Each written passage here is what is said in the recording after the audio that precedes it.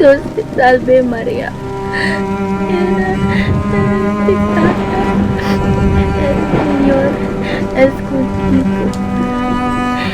Bendita tú eres entre todas las mujeres y bendito es el fruto de tu vientre. Santa María, Madre de Dios, ruega por nosotros pecadores, ahora y en la hora de nuestra muerte. Amén. Ina! Nanood ako eh! Yung isinira ng may kakapal! Ano pa?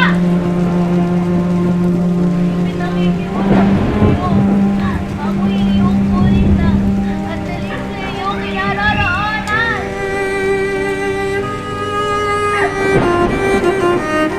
Kahit sinila ko, maaari na magsalpa. Wala nang saysay ang aking buhay!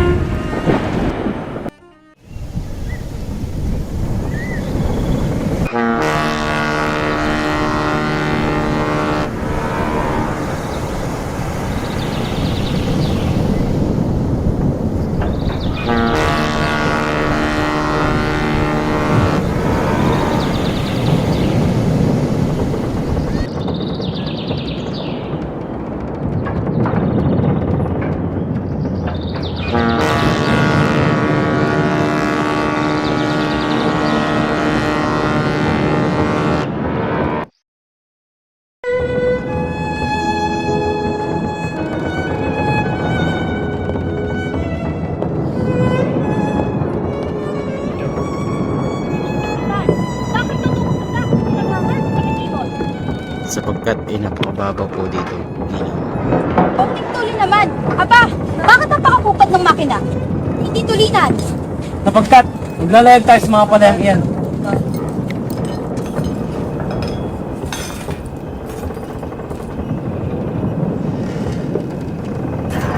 Ang kagamutan ay lubhang napakadali at hindi ko mawari kung bakit ang isa sa inyo ay walang nakaisip nito.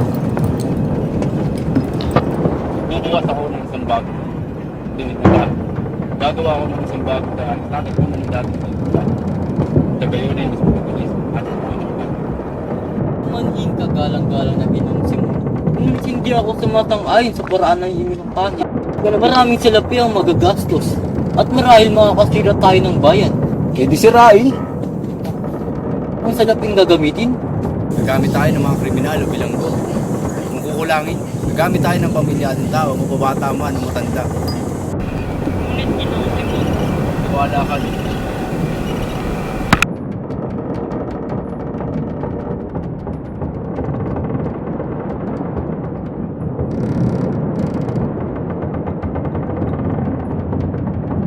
Balik tayo sa usapin. Bukod sa Akademya ng Wikang Bansa. Basit kung hindi nyo magagawa yun. Tuloy po yan. Hinintay lang po namin ang pahintunan. Kabuluan, sana makayuko ng salapi. Meron na po kami. Ang bawat pag-aaral ay mag-aambag ng sinapan. At sa mga magtuturo naman ay kalahating Pilipino. At kalahati naman ay Kastila. Ang bahay, nunot ang mayaman si Makaray, ang isa niyang bahay. Aba, Basilio!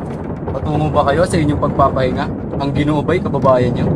Tama po kayo, Pino. Ngunit hindi kami magkababayan. Dahil sa ganito, hindi pa ako natuntong sa inyong lupa. Ngunit may nakapagsabi sa akin na napakamarilatat at hindi bumibili ng iyan. Hindi kami bumibili, sapagkat hindi naman namin kailangan. Huwag kayong magalit, binata. O siya, mga Ginoo. Uminom tayo alang-alang sa ikatitiwag hiw ng ating lalawigan.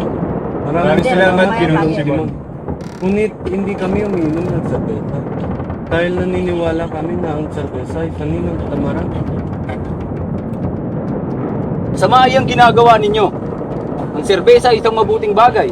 Ayon pa nga kay Padre Camora, na ang kakulangan sa tubig na nabibigay ng bayang ito ay dahil sa mga tubig na iniinom ng mga tao rito.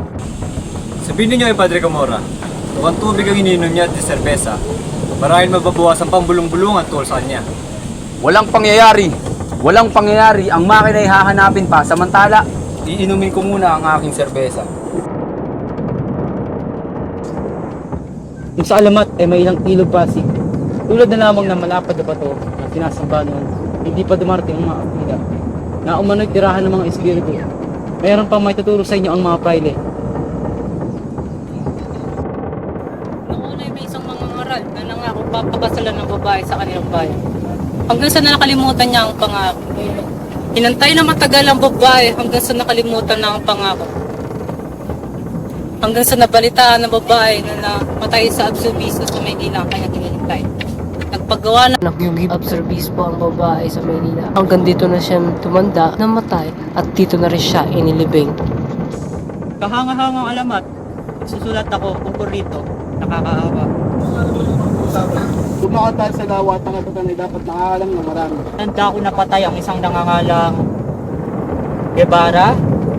Nabara o Ibarra. Ay, siya nga! Saan, Kapitan? Nakaiwan ba ng bakas sa tubig? Nakita mo sa pakayo ka ni Mama. Di ba ito nagpinagpinag?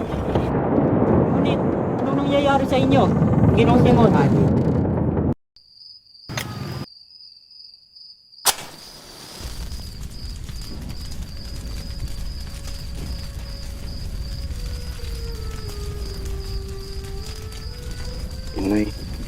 Inay, matagal-tagal ko na po kayo hindi man lang nadadalaw. Pagpaumanin niyo po sana, Inay. Naalala ko kung anong klaseng tragedy ang nangyari sa atin noon.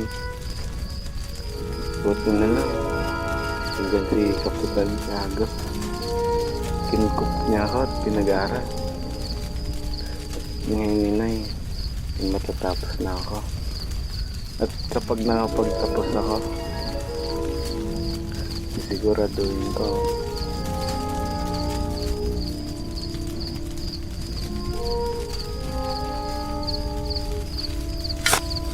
Senyor Ibarra, may matutulong ko ba ako sa inyo? Senyor? Batid mo kung sino ako. Alam mo ang aking mga tiniis. Para sa'yo, di lang ako basta si Simon Alajero. Naglalako ng alahas para magudyok sa mga makapangyarihan. Ang hukom na nais parusahan ng isang sistema sa pamamagitan ng sarili nilang mga krimen, sa pamamagitan ng papuri. Kaya kailangan ko ang iyong tulong, kayong kabataan. Lupa ko ito. Wala may papakita pa kayo sa mga parayin ng kami hati. At anong pruweba doon? Hindi ako magbabayad. Matigas ka talaga, Tali. Mga nakakadalin. Babayaran ko na po! Babayaran ko na po! Ako na ang aking ama! No! Ano po nangyari sa inyo? Dati mo inaakse. Napipina na siguro si Tandang Selo. Yun na kaya na ng mga problema pinagdadaanan.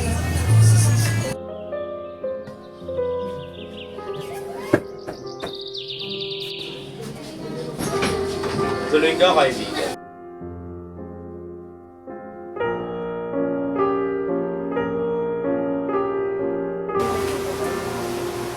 Napakagandang hiyas. Kanino ito? Sa aking anak na si Huli. Ganun ba? O siya, ako'y matutulog naman.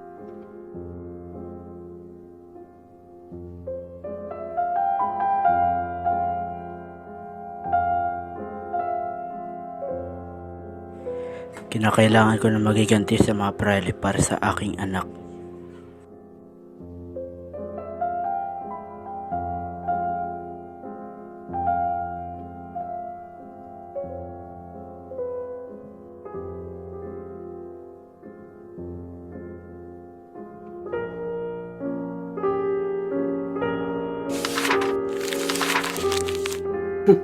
Tunay nga na siya ang aking hinahanap.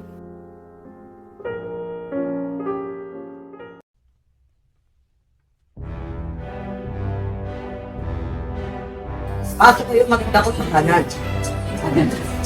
Piroga, nasaan ang utang mong siya na 1,000 piso? Sinyo Simon, ako lugi akin magsak. babawasan ko ang iyong utang kung may tatago mo ang mga baril na paparating. Siguraduhin niyo lang ninyo sinyo nakapayag.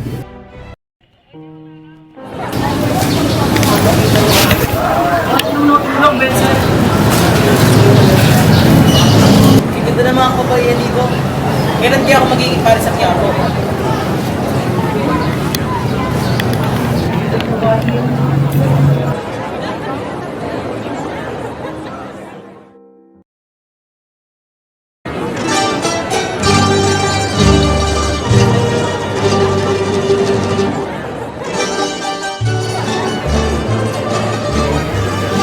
Mukhang nataas ang manuhol upang makinisip nila. Ngunit pagdating siya, kasama yung ako. Tinutubuan kaya siya ng pag-ibig sa mga ka-architects tayo. Alam mo ba, ang pagdating ng pagdating tayo mga iban at ang domestic mga tayo mga kapalang domestic. Ang domestic ay napaamo na at ang surbate tayo kaya ako kasalta ang buwan.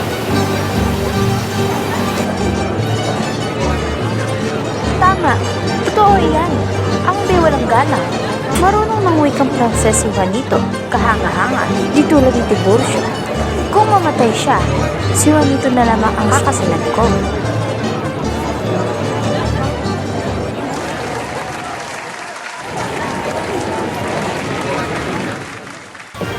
Basilio, kamusta ang may mga sakit? Napakabagay ng tibok ng puso.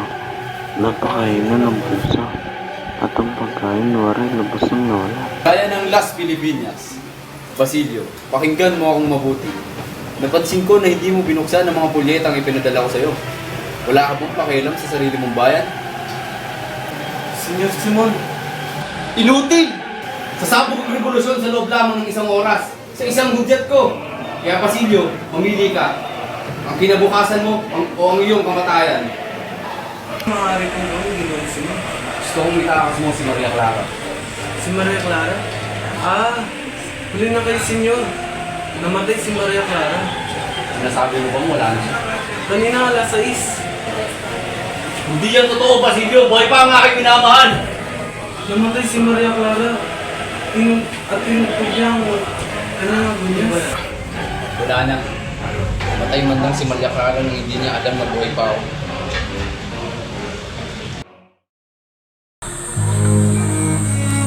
Paulita, gusto ka yung buhay?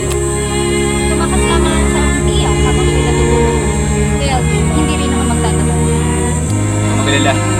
Pag tayo kasal na, hindi natin kailangan magtago ka. Buhay ka sa malayong lugar. Sa ating probinsya. Tahimik ang buhay doon. Iyan ba talagang nais mo? Mamuhay sa liblib na po? Malayo sa sibilisasyon? Modernismo? Magpapatay na sila ng tren doon. Hindi ka na mahirapan bumiyagat sa mga naisip. Ngunit kailan pa? Ano ba ng baba ko? Kapag pulos puti na ang buhok ko? Di ba ang importante ay magkasama tayo? Magkasama tayo bang buhay? Ngunit hindi ko nagugustuhan ang mga nababalitaan ko. Kaliwat kanan ng pang-aaresto. Natatakot ako na baka pati ikaw ay nadamay. Wala silang dahilan. Inaalala lang namin ang kababayan nating kabataan na matuto sila ng wikang Espanyol. Ngunit tiyak naman na mainit ang mata nila sa inyo. Dahil sa nais niyong ipatay ang akademya. Pangako aking buhay. Magiging maayos din ang lahat.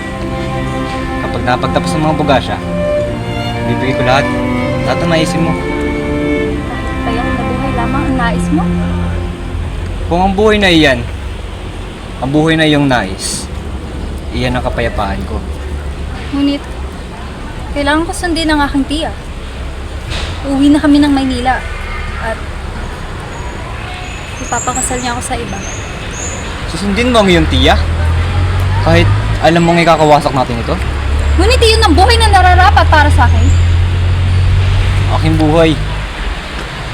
Ayoko matulad sa ibang babae. Ayoko matulad sa babaeng tinatawag nilang Maria Clara. Sinunod lamang niya ang kanyang ama. ay tiyak na may anak na siya at nabubuhay ng payapa at tahimik sa San Diego. At iyon ang buhay na nais ko, Isagani. Ang buhay na walang gulo at tahimik. Magpapabulag ka sa marangyang buhay? Ngunit sa buhay na tinatahak, hindi ko matatama sa'yo. Hindi na sa Isagani.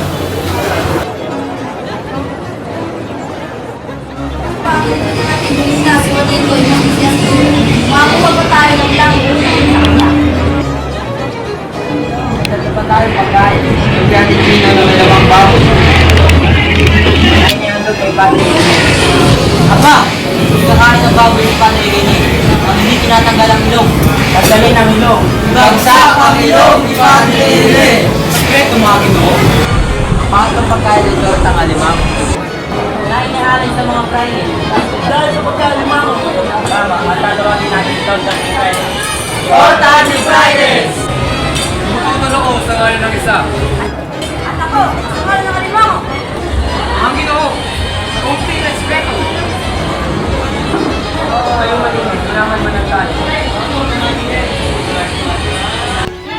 Nabalita mo na nangyari? Opo, kawawang Basilio. Wala man akong magawa upang matulungan siya. Nalunod patay na si Kapitan Tiago. Padre Camora, ang pura, alam mong hawak niya ang impluensya. Siya ang nagpalayas sa lolo mo. Huwag kang matakot.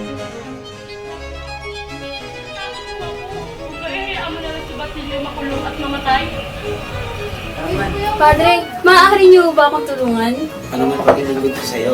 Si Basilio po, nadakip po siya at nais kong tulungan ninyo siya. Ngunit, alam mo naman siguro ang kapalit mo. Bitawan niyo po ako, makiusap! Bitawan niyo makiusap! Bitawan niyo po ako!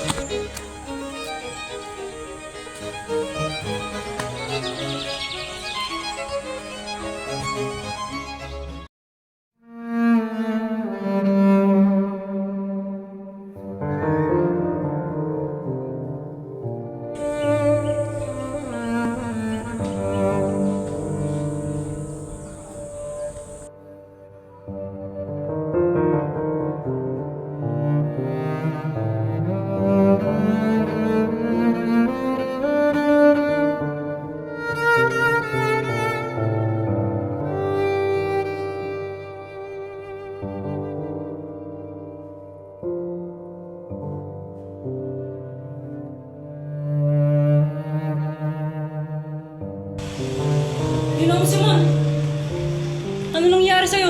Tatawag ako ng magagamot. Sandali, Padre. Meron akong ipunta.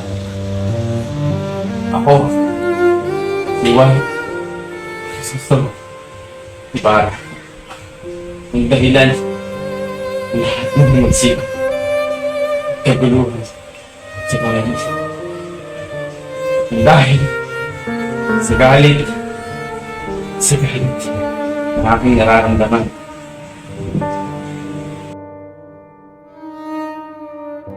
Inggit, galit, pagnanasa, at kayamanan ay sumisimbolo ang kasamaan at kasakuman.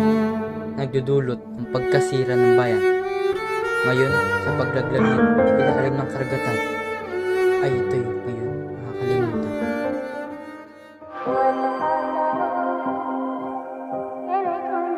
What the